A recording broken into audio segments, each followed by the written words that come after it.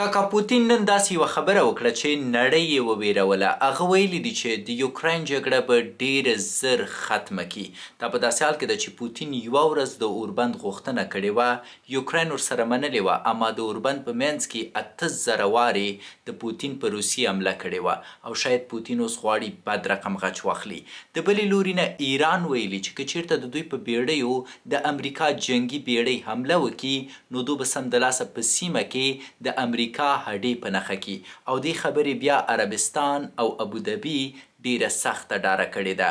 اخوا یوه بله جالبه کیسه شوې ده، د ټرمپ د ویاندې دوهمه لور شوې او د ایران سفارت ورته مبارکي ورکړې، اما ورته یې ویلي دي چې کله دې هم خپله دا لور ښکلی نو هغه 168 انجونې هم په یاد که چې ستا مشر یا مدیر وژلي دي. په نړۍ کې یو شکل ستر بدلون راځي، د پوتین حوصله ختمه ده او ایران هم نور غواړي د امریکا پوځي بیړیو ته داسې یو جواب ورکړي تر څو دا پوځي بیړۍ د همیش دپاره سیمه پرېږدي.